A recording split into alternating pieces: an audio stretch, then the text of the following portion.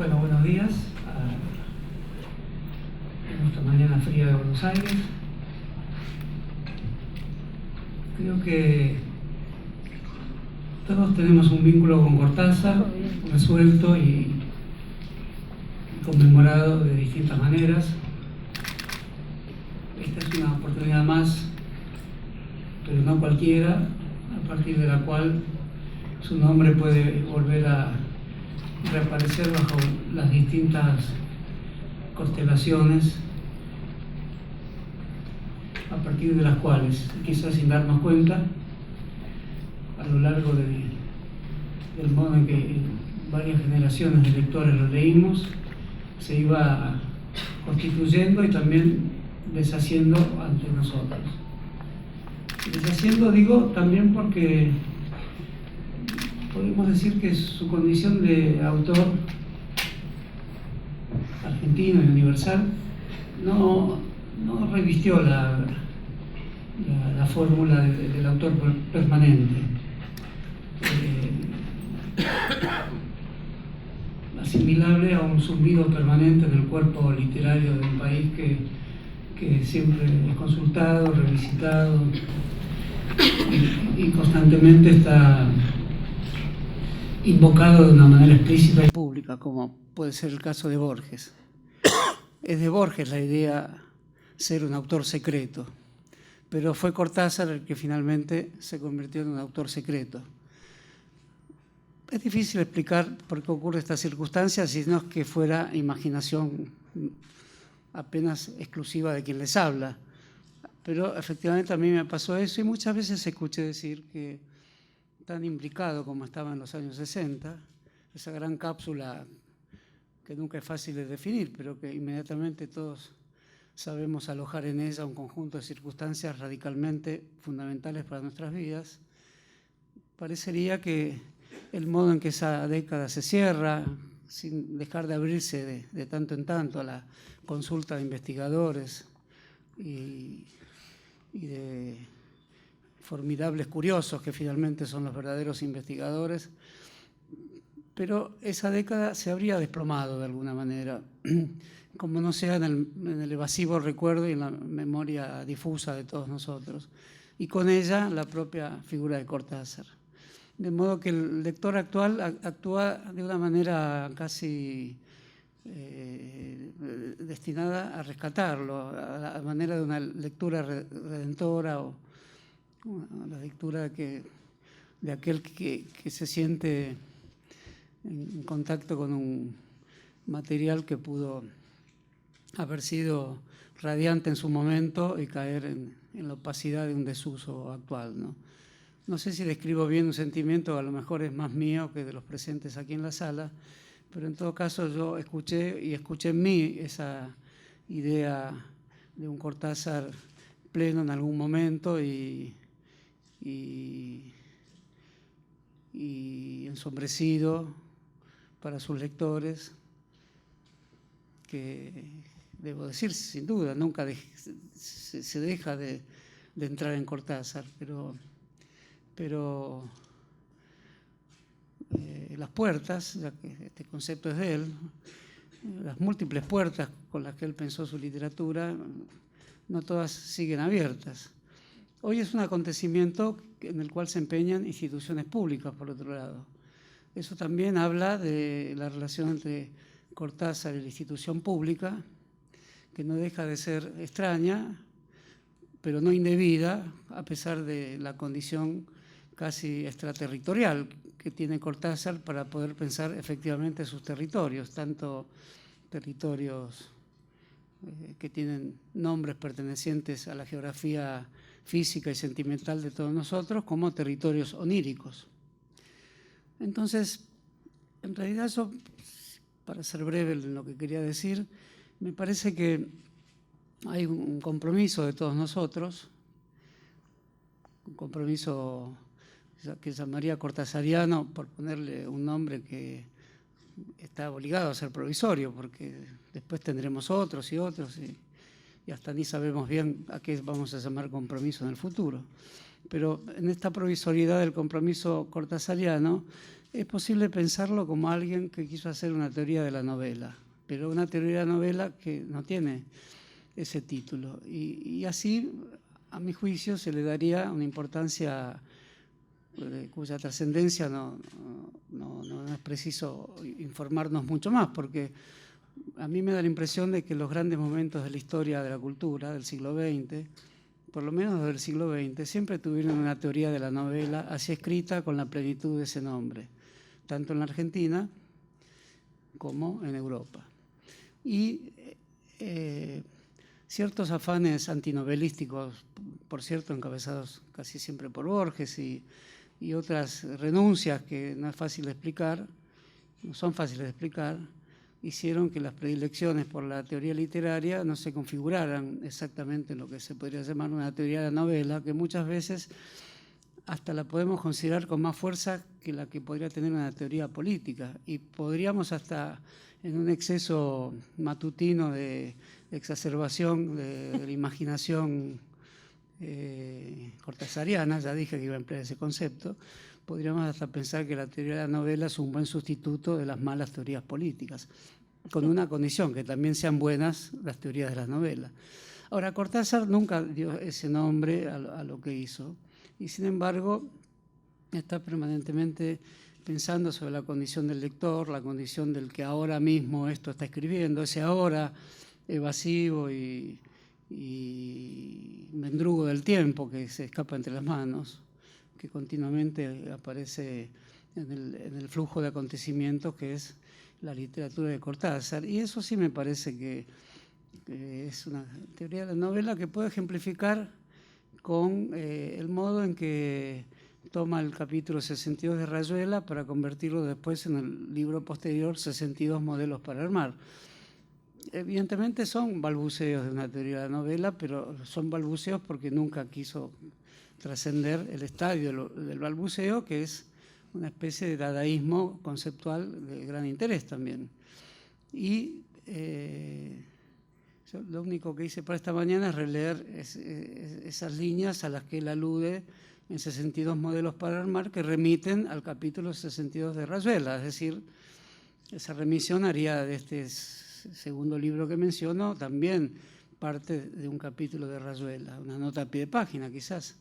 Y ahí el lector que no conocía los 62 modelos para armar probablemente se le escapara una reflexión de Morelli sobre el modo de escribir novelas y sobre la novela mismo, y se trataría de una suerte de asociación donde el motivo de la causalidad sería destruido de inmediato, apenas se lo formulara, entre gestos, palabras, conversaciones, y llama alegrías de la sangre, creo, que después remitirán en el comienzo de 62 modelos para armar en el modo en que se piensa la realidad a través de los muy distintos planos que conviven en ella, pero casi siempre a través de una conversación que practican los conversadores, o una conversación íntima, secreta, interna, subjetiva, digamos, introspectiva. Y todos esos planos al mezclarse hacen que, al coagularse, dice muchas veces él, al articularse y rearticularse sin ninguna lógica que los preceda. La lógica misma es la de la destrucción del ente causal, digamos. Recordarán que hay un personaje que pide una botella de vino, o pide un bife crudo, y aparece un juego de palabras con lo crudo, lo sangriento, y a partir de ahí se junta con otro hecho que viene en paralelo, ese paralelismo que está en muchos otros lados de Rayuela. Por ejemplo, alguien sale de su casa y el diario lo está esperando con el diario en la mano. Es un paralelismo temporal que produce una fusión o un collage, dice en otros momentos. Él emplea de muchas maneras esa idea de conjunción inesperada de dos cosas, ese punto único, que es un punto de su teoría de la novela, ese punto único casi inaprensible. Y acá lo que se hace inaprensible es el modo en que un comensal del restaurante pide un bife, pero pronunciando la palabra en francés que significaría sangre o crudo, y eso lo remite al modo en que lo interpreta de una manera específica, porque antes ha comprado un libro de Michel Butor, que es una fuerte alusión a lo que quiere estar diciendo Cortázar ahí en su remisión a otras novelas, y que lo interpretaría diferente si no hubiera comprado antes en una librería de París o a orillas del Sena, no sé dónde, no me acuerdo, un libro de Michel Butor, ¿no? Incluso creo que dice cuál es el título, que ahora no me acuerdo. De modo que es una investigación de una drasticidad asombrosa y también conmocionante sobre qué significa conversar y cuántas cosas se hacen al mismo tiempo que se conversa, y cómo la conversación son formas totalmente desarraigadas de sí mismas, haciendo convivir distintos planos tumultuosos al borde de la ininteligibilidad.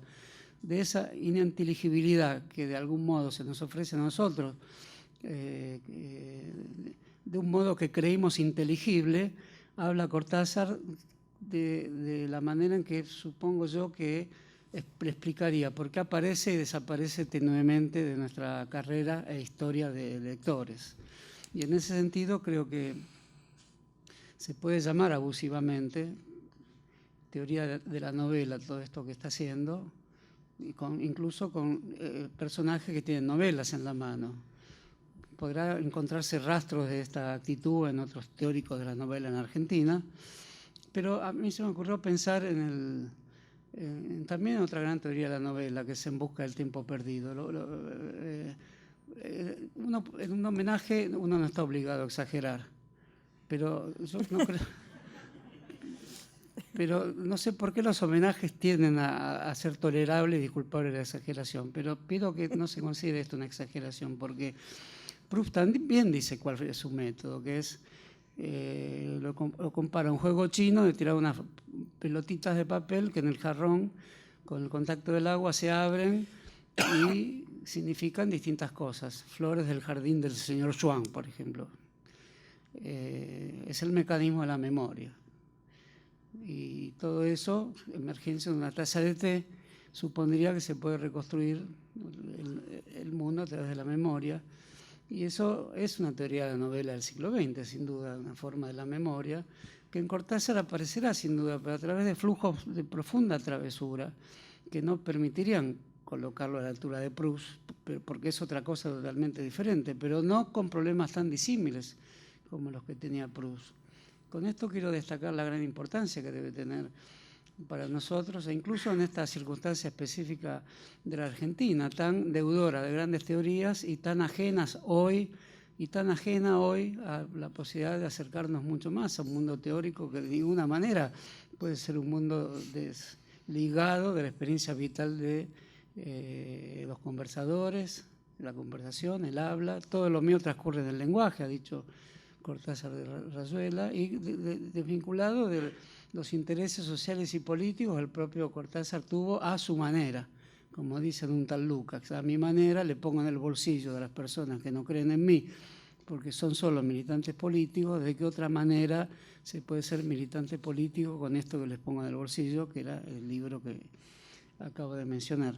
Todos esos gestos eran un poco aniñados, pero es sin duda ese aniñamiento de Cortázar proveniente de cierta manera del surrealismo, aunque muchos digan no era surrealista, pero déjenme pensarlo más como un surrealista, que después hay tiempo para negar que fue un surrealista, quizás un dadaísta, quizás hasta un estructuralista, quizás hasta un objetivista.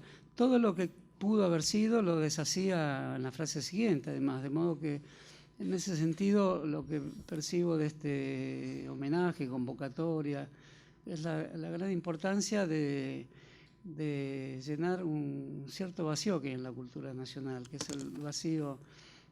No hay vacío de grandes novelas, pero me parece que hay un vacío de grandes novelas que al mismo tiempo se sientan en tensión con la dificultad de pensar el tiempo, con la dificultad de pensar la política y lo político, y con la dificultad de pensar nuestras propias vidas. Como Julio Cortázar, hijo de esa dificultad, estas jornadas no pueden ser sino un gran saludo a la memoria de su obra, y también un gran empeño memorístico, conceptual y político para traerlo nuevamente en forma encarnada hacia nosotros. Bueno, es eso lo que me parece que debía decir. Muchas gracias.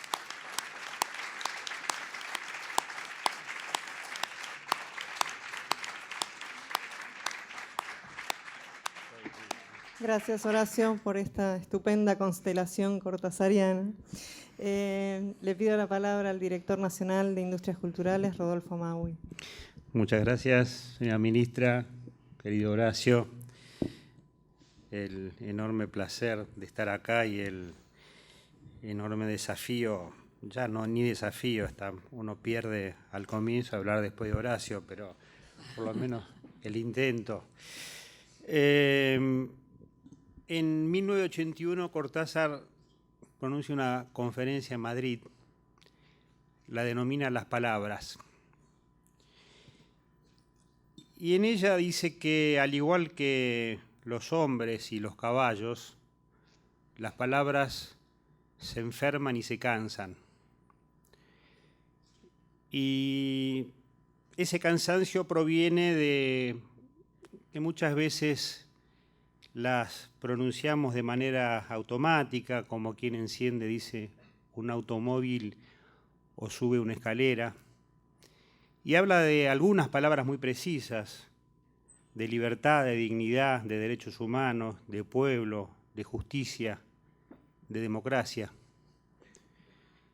Pero también advierte que no solo la desidia hace que esas palabras pierdan su potencia, sino cierta apropiación desde los imperios, desde los medios, ya habla en el 81 de esa fuerza, que hace una apropiación de palabras como patria y entiende que su plaza fuerte, destinada a menospreciar cualquier patria, o cuando el imperio dice libertad, dice que es su libertad de minorías poderosas, o civilización pensada como un estancamiento en un conformismo permanente.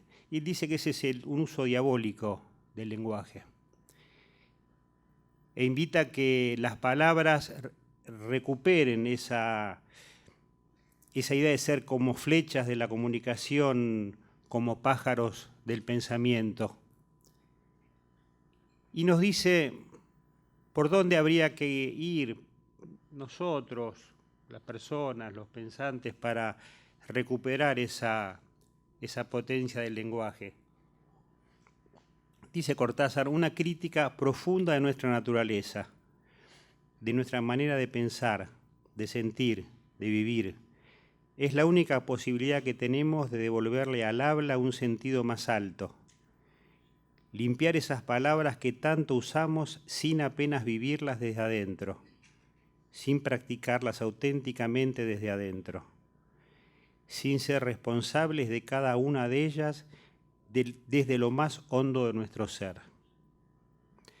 Esta demanda lanzada hace 3 décadas debe marcar el desafío de estas jornadas. Agitar, movilizar, la palabra homenaje, entre otras, para sacarla de la rutina y ponerla en sintonía con la exigencia de nuestro autor. Sobre todo porque estas jornadas son las primeras que se hacen en Argentina. Por primera vez analizaremos el conjunto de la obra de Cortázar, sus miradas contemporáneas, sus vínculos con el arte y con la vida. Estas jornadas son sin lugar a dudas un acto de justicia. Hacia quien, amado por los lectores, muchas veces fue ninguneado por la crítica y la academia.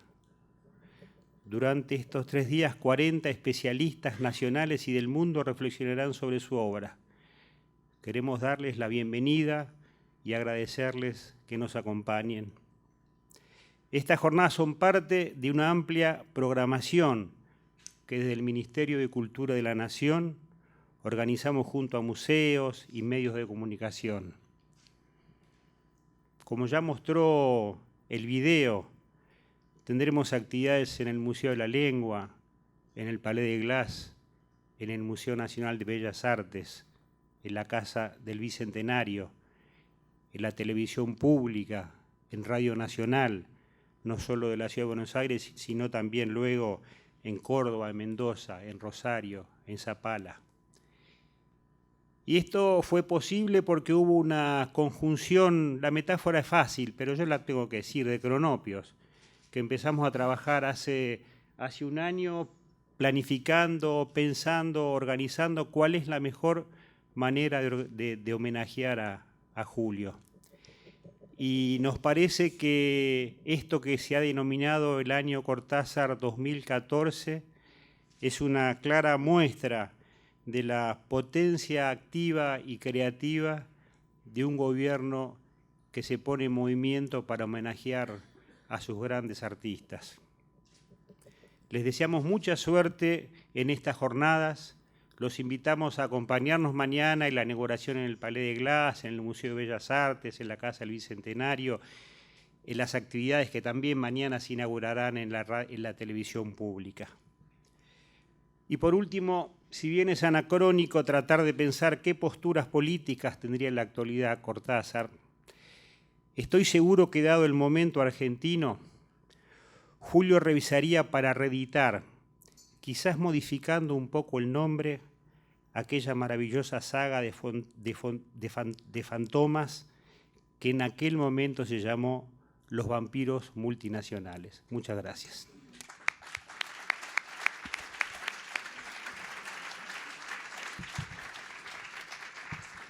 Gracias, Rodolfo. Tiene la palabra la ministra de Cultura de la Presidencia de la Nación, Teresa Parodi. Los muertos hablan más, pero al oído.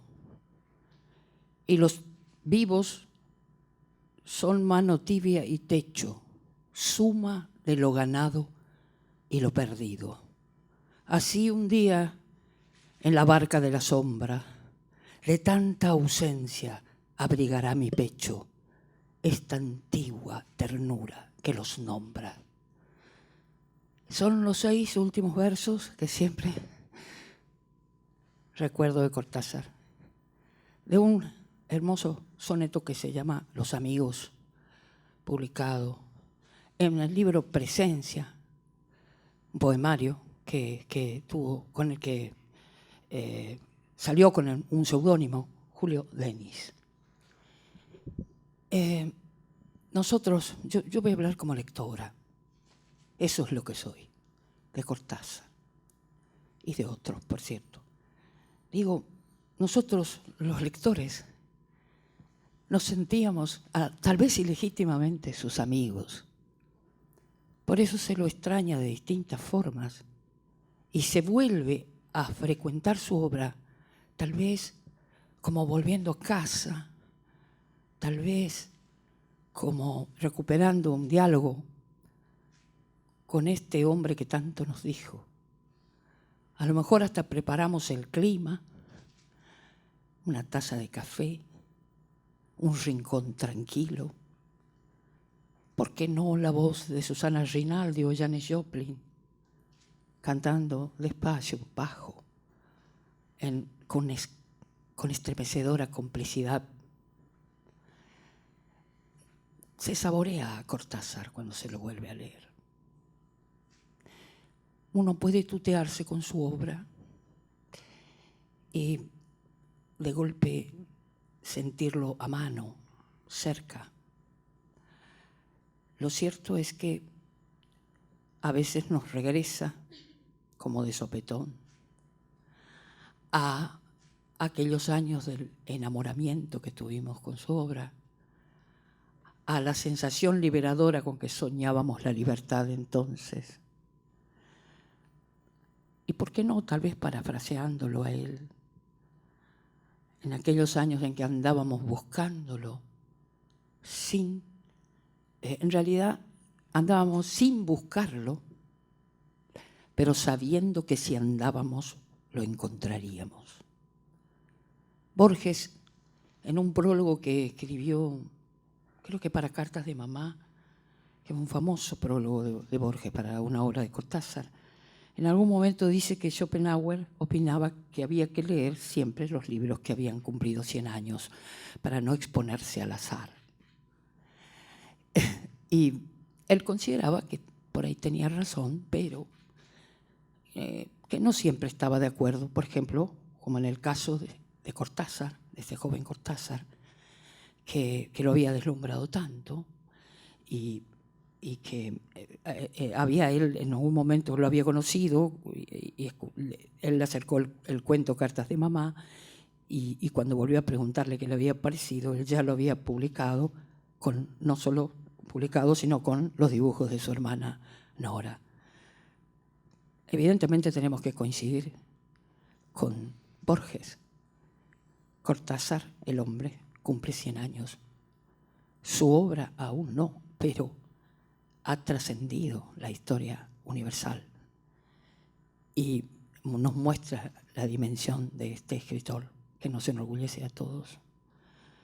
La verdad es que me parecen importantísimas estas jornadas con estos escritores que repensarán Cortázar, porque será como estar de vuelta estos escritores nacionales e internacionales importantísimos, ¿no es cierto?, imprescindibles, que repensarán Cortázar, así como todas las actividades que se vienen haciendo y se harán todavía en su nombre. Nos permitirán encontrarnos otra vez con ese dueño de las palabras, ese mago y su magia y su maga, ese latinoamericano escritor, como le gustaba llamarse, porque decía que no era lo mismo que ser un escritor latinoamericano. Ese Bolívar libertario, como le gustaba decir de él a Carlos Fuentes, que decía que nos liberó porque se liberó a sí mismo con un lenguaje nuevo, dispuesto a la aventura, que además escribió Rayuela, a quien el libro que este mismo Fuentes consideraba uno de los grandes manifiestos de la modernidad latinoamericana, ¿no? Digo, este reencuentro con él, este volver a estar cerca, seguramente nos hará salir más cortasianos que nunca. De modo que para mí es de este lugar que tengo ahora para esta vieja lectora, es muy placentero y auspicioso inaugurar con el querido Horacio González y con Rodolfo Maui y con todos ustedes estas necesarias jornadas.